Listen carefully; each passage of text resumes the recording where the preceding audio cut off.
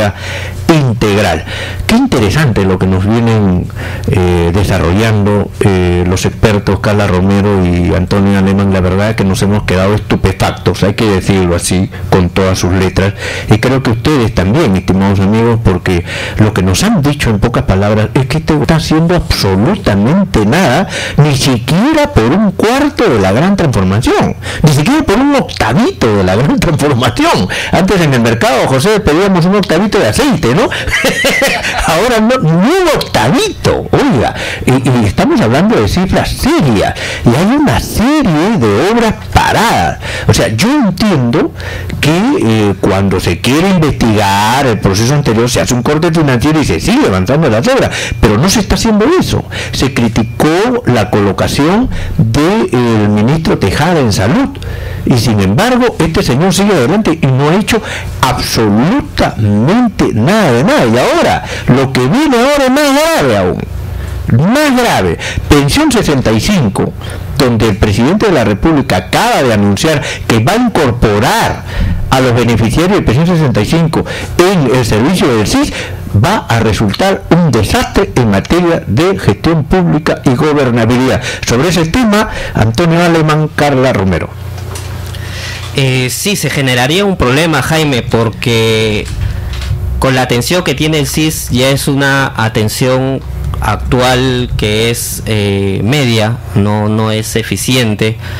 Si se quiere involucrar pensión 65 a los beneficiarios en el SIS, lo que primero se debería hacer es fortalecer el SIS, dándole los equipos, dándole la capacidad operativa, dándole la capacidad de médicos, asistenciales, porque va a aumentar la demanda, y creo que el SIS no está en capacidad operativa para atender a la gran cantidad de beneficiarios de pensión 65. O sea, en pocas palabras, colapsaría, correría el peligro de colapsar.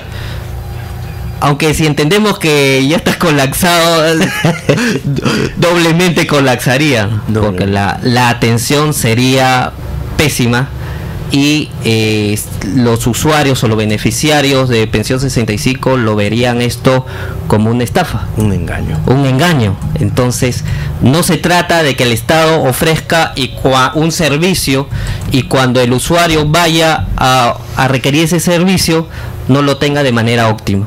Entonces eso se puede entender como un engaño.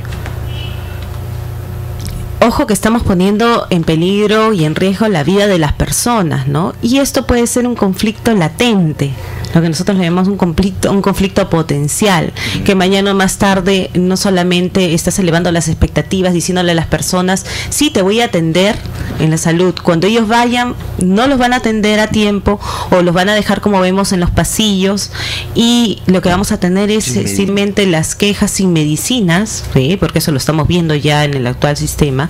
Entonces, ¿qué es lo que realmente estamos creando? Un conflicto. Y pues nos estamos quejando de por qué existe tanta queja o tanto reclamo de la población. Muy bien, Carla, yo creo que sí, habría que tener mucho cuidado con el tema de salud. Es un servicio esencial que la gente requiere de su atención. Un poco para explicarle a nuestros amigos cómo se origina un presupuesto, cómo se origina un proyecto de inversión, en este caso de salud. La gran mayoría de hospitales nacionales son considerados unidades ejecutoras. ¿Eso qué quiere decir? Que, por ejemplo, el director de un hospital es el responsable presupuestalmente y es el que va a hacer su requerimiento. Necesito cambiar máquinas, necesito potenciar el personal, poner mayores médicos, necesito cambiar la infraestructura. ¿Por qué? Por ejemplo, el director de un hospital es el jefe de la unidad ejecutora, porque es el primera autoridad del Ministerio de Salud que está directamente enlazado con el usuario. Él es el que ve el problema a diario de salud, cuánto se atienden, cuánto no se puede atender, qué problemas hay médicos, qué problemas de salud hay en la población. Entonces ellos generan su requerimiento, lo generan en junio, en mayo y en junio del año anterior. Ya están pidiendo, necesito tanto de plata para cambiar máquinas, necesito tanto de plata para poner más médicos, necesito tanto de plata para mejorar un pabellón, para comprar camas, para comprar colchones, porque la demanda ha aumentado. Ese pedido se procesa en el Ministerio de Salud, las altas autoridades a través de las direcciones o las oficinas de presupuesto lo evalúan, y a través de las secretarías o las oficinas de planificación lo evalúan, y lo que es evaluado le dan la luz verde, y esto pasa como proyecto de presupuesto ya de todo el sector salud y lo presentan al Ministerio de Economía. El Ministerio de Economía lo evalúa nuevamente, y si ve que procede y es necesaria la atención, pasa al Congreso de la República para que sea considerado en la ley de presupuesto y sea priorizado y tenga los recursos correspondientes. Entonces, ¿qué es lo que queremos decir con todo este proceso? Que para que estos proyectos estén priorizados, estén con presupuesto este año, han tenido que pasar por una serie de evaluaciones, y eso se ha tenido que ver que sí hay la necesidad de atender. Y ahí hay horas hombres también. Así es. Hay horas hombres, y no solamente eso, sino que este presupuesto, una vez que se aprueba y no se ejecuta en el año, ¿qué va a hacer? Revierte de nuevo al Tesoro Público. Entonces, ¿qué quiere decir? Que es como si no hubiese tenido nada. Correcto, tenemos una llamada. Hola, buenas tardes. Hola. Buenas tardes, señor Castillo. Buenas tardes, amigos. Sí. Sí, nosotros también estamos preocupados, más que todos los que somos de la región. Me refiero a la región de Ancash, del caso de los sicariatos. Acá en la casa de los cabanistas, que está ubicada acá en zona norte, había un grupo de paisanos, abogados todos, dijeron, hagamos algo para contrarrestar y presentar, ¿no?, o una queja o un pedido al Congreso para legislar contra el sicariato. Y resulta que ellos dijeron, sí, pues podemos presentar, pero no nos va a hacer caso porque ya hemos presentado, porque esta zona está bien azotada por esta clase de crimen. ¿Cuál era el pedido? El pedido que todo esto se legisle una legislación especial para que todos estos sicarios y junto con los contratadores vayan a Chayapalca. Okay. Es lo único donde le pueden corregir. No hay forma de corregir esto. Los jueces no tienen miedo, no tienen a ningún juez, ningún fiscal, a nadie es estos. Muy bien, amigo, muy bien. Pero el tema ahora es salud pública. Tratemos de que las preguntas sean sobre el tema, para precisamente aprovechar la capacidad de los expertos que están tratando el tema. Antonio, explícanos, el tema del CIS no es otra cosa más que el Ministerio de Salud y con un nombre diferente. Así es un programa del Ministerio de Salud, donde el presupuesto sale del Ministerio de Salud, que está asignado al Ministerio de Salud. Pues es un logo, nada más, el que dice sí, pero es igual, es la atención. Es la atención, y no olvidemos que el servicio de salud es uno solo. Claro. Sea así, SAS, como se llame, es uno solo. Y de acuerdo a la Constitución política hay una responsabilidad del Estado de atender y de brindar salud a la ciudadanía. Como lo llamen, ese es un programa. No es que el Ministerio de Salud salga de responsabilidad, tiene y debe asumir las responsabilidades. Carla, ¿qué te parece la unificación del sistema de salud? ¿Cuál es tu posición? Es importante proteger a todos los peruanos que no cuentan con un seguro de salud, pero también es importante dotar de la infraestructura, contratar a los profesionales que se requiere para atender a los ciudadanos. O sea, yo no entiendo, ni tampoco entendía cuando se presentaban las propuestas normativas, en el análisis costo-beneficio de la propuesta normativa, decían no va a costar ningún sol al Perú incorporar a aquellas personas pobres o de extrema pobreza al CIS. No va a costar ni un sol. Como yo decía, ¿cómo no va a costar? Si por cada persona que tú estás incorporando deberías de hacer un cálculo de dinero de cuánto tienes que invertir. Sí. Entonces, si no, ese proyecto no tiene sostenibilidad. O sea, cuidado con los análisis costos-beneficio que se hacen las propuestas normativas, no son análisis pues que están teniendo un sustento debido. Correcto. Antonio, ¿deberían haber responsables? Hay una norma legal que, por ejemplo, en este caso, por la no ejecución presupuestal, ¿a quién podríamos denunciar? Yo recuerdo, varias veces hemos escuchado que existe el doctor Taladro, ¿no? ¿Te acuerdas en Montavelica? Un médico que compró taladro en la ferretería para poder operar, y claro, hacía operaciones que válgame Dios, salían buenas, ¿no? Pero no siempre debió haber sido así. Pero, ¿quiénes son los responsables? ¿Hay una norma que nos pueda facilitar para enviar a prisión a estos irresponsables, sobre todo insensibles, ¿no? Porque se trata de hospitales donde van a ir los hijos del pueblo, el futuro ministro, el futuro presidente de la República. Previamente una llamada. Hola, buenos días, buenas tardes, perdón. Buenas, hola. Hola. Sí, buenas tardes. Sí, le escuchamos. Buenas tardes. Sí, le escuchamos. Hola, adelante. Hola. Sí, doctor, buenas tardes, ¿me escucha? Sí, claramente, lo escuchamos. Sí, bueno, para agradecerle por el programa, y bueno, también quisiera opinar de que a veces, lamentablemente, todo lo que es el Hospital Nacional, a veces había que tener miedo porque la atención es pésima. Yo conversé con un médico que conozco y me dice que en el hospital atienden todos los practicantes, y uno la verdad tiene miedo de ir porque realmente no sé de dónde se dan los presupuestos. Muchas gracias, muy buenas tardes. Correcto, Antonio. Gracias por su llamada, estimado oyente, y esa es una preocupación. No olvidemos que es un derecho fundamental, el derecho a la salud, pero no solamente a acceder al derecho a asistencia de salud, sino que este servicio debe ser óptimo. Y justo, Jaime, tú decías del doctor Taladro.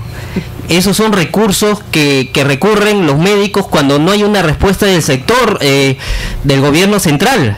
No le llegan los equipos, no le llega el presupuesto, entonces se las ingenian, como nos ha dicho nuestro amigo oyente, con practicantes, se las ingenian comprando taladros, sí, o se le ingenian creando aparatos, se puede decir hechizos, para poder atender a la ciudadanía. Sí. Entonces, yo creo que hay una responsabilidad directa del gobierno central con respecto en el Ministerio de Salud, de los que son los encargados de la ejecución de los proyectos, los que van a hacer las compras y los que hacen las licitaciones públicas, directamente, y sobre todo del responsable del titular del sector, porque es quien debe estar detrás de que se ejecuten los proyectos de manera adecuada y de manera oportuna. Carlita. Y cabe recordar que en cifras del INEI, y eso también es importante, el índice de precio al consumidor, vamos a ver de que en el sector salud se ha dado un importante incremento en la inflación. Es uno de los sectores donde más incremento ha habido. ¿Qué quiere decir esto? Que la gente, como no tiene opción a acceder simplemente a los hospitales, cuando tiene la opción de acceder a clínicas, entonces en este caso este servicio ha aumentado los precios, ya han aumentado los costos. Entonces, ¿por qué? Porque saben de que ese es el mercado. El mercado sabe muy bien de que los hospitales no te van a atender bien. Entonces, ¿qué hacen las clínicas? Saben que las clínicas muy bien de que la gente está desesperada, es ley de oferta y de demanda, y que va a tener que acceder a las clínicas y van a pagar unos altos costos porque este incremento ha sido en esta área muy importante. Sí, pues, y ese drama, ¿no?, de comprar taladro en la ferretería o Gillette en la bodeguita de la esquina para hacer la operación, se ha visto, se ha denunciado en los medios. Pero también el otro polo, ¿no?, el otro extremo, donde amigos, colegas, médicos, nos dicen: no, hermano, ni vayas a tal o cual clínica porque vas a ir por un dinero y te van a operar la vesícula, ¿no? ¿Por qué? Porque quieren sacar plata, ¿no? O sea, ahí viene el otro problema, ¿no? ¿cómo hacemos para controlar? O sea, me parece que aquí el órgano de control en el sector público está fallando, y también el órgano de control en el sector privado, que debería existir, también está fallando. ¿Cuál es tu óptica, Antonio? Yo creo que los que creemos una economía libre de mercado, donde la demanda o el usuario debe de poner las condiciones de mercado y debe de establecer cómo se debe de actuar, yo creo que esto va mal. Va mal porque no hay una superintendencia, no hay un control por parte del Estado, no que regule el mercado, sino que regule el servicio de salud, que sea óptimo. El que está mal atendido, el que lo opera mal, ¿a dónde va? Va a Indecopi. Indecopi tiene la capacidad para atenderlos, para hacer reclamar su derecho. Debería ser un órgano especializado del Ministerio de Salud para que lo cierre estas clínicas, para que los sanciones con multas. Ya la ley 27444, la ley de procedimiento administrativo general, establece procedimientos sancionadores, que no solamente los tiene Indecopi, también los tienen los ministerios, los tienen todos los órganos reguladores. Debería haber un órgano regulador de salud para que vea que se lleve de forma óptima el servicio de salud. Pero en todo caso, si no tienen Indecopi, también tienen el Poder Judicial, pero ¿y el Poder Judicial ahora, cuándo o nunca, ¿no? Sí. Desafortunadamente son esos los órganos que son los que protegen y resguardan la calidad del servicio. Ya ve, señor Vircolauer, usted que habla que no somos un Estado inviable. Aquí dos técnicos, dos expertos en la materia, que no son teóricos, sino gente que ha hecho asesoría de gobierno, nos están diciendo que seguimos inviables en muchos temas tan elemental como el controlar la salud en el sector privado, y tema también elemental como controlar en el sector público la ejecución. ¿Quién está reclamando? ¿Quién está piteando, como se dice? ¿Quién está piteando por la ejecución del presupuesto público en nuestros hospitales? Claro, el problema es que como no hay coima, no invierte, pues, ¿no? Ese es otro tema también, ¿no? El mafioso, el burócrata dice, ¿cuánto va a ganar? Nada. Pues, entonces no lo hagas, hermano. No, déjale que se mueren. Estamos en eso. Hay de eso. ¿Has encontrado ese tipo de situaciones en tu experiencia, Antonio? Los hay muchos, pero también hay la incapacidad. Hay muchos técnicos que ven la complejidad del proyecto y no se meten, dicen, no, déjalo para después, después lo vemos, y no sabe que eso está desatendiendo una necesidad pública, una necesidad de la ciudadanía. Por falta de capacidad de los técnicos van y se van acumulando los expedientes y se van acumulando los proyectos de inversión, y después vienen los feriados largos y se hace una gran bola de nieve y llega octubre, noviembre y van a querer ejecutarlo como sea, y ahí es donde se aprovechan y dice ya la coima para sacar inmediatamente tal proyecto, y solamente esos son los que salen. Ahora es importante mencionar, como tú dices, llegan a octubre, llegan a noviembre y diciembre. ¿Y qué nos pasa? Que nos ha pasado con Antonio, como hemos estado en las asesorías. Cuando quieren incorporar desesperadamente algún proyecto, ¿qué hacen? Se van a los mismos legisladores. Entonces ya no voy ni el director del hospital, ya no va tampoco al Ministerio de Economía y Finanzas, sino de frente pasa al Congreso de la República, a través de algún legislador. El legislador incorpora este proyecto para que le den presupuesto. ¿Y qué pasa? El Ministerio de Economía tiene un presupuesto y aprobado, hacen una evaluación. Si tú incorporas a última hora en el Congreso de la República, ¿qué pasa? Ese proyecto en realidad no cuenta con los recursos. Pero lo has incorporado, está en el papel, figura en el presupuesto, y después tenemos problemas con eso. Es el viejo truco del contrabando legislativo, que entre gallos y medianoche ponen un artículo, un congresista que quiere congraciarse con su región o una localidad. No olvidemos que los congresistas no tienen capacidad de gasto, pero sin embargo dicen ya hay que modernizar tal hospital, pero sin tener el SNIC, sin tener el proyecto de inversión aprobado, sin tener el presupuesto. Pero agarra y entre gallos y medianoche pone el proyecto del artículo y oh maravilla, sale el artículo en la ley de presupuesto y esos sí son inviables y esos no se para la foto y para el aplauso. Para el aplauso, pero la cosa se va poniendo fea cuando ven que llega julio, agosto, septiembre y no lo ejecutan. ¿Por qué no lo ejecutan? Porque no tienen presupuesto, porque no está aprobado el proyecto, puro cascarón. Carla y Antonio, ya en los minutos finales, ¿qué debería hacer el gobierno y qué debería hacer la ciudadanía para salir de esto que es lacrimoso, ¿no? Es terrible, que no se está ejecutando el presupuesto. ¿Qué mecanismos tenemos? ¿Qué puede hacer la sociedad? ¿Qué debería hacer el gobierno para que esto ya empiece a caminar? Ojo que tenemos también a la Defensoría del Pueblo.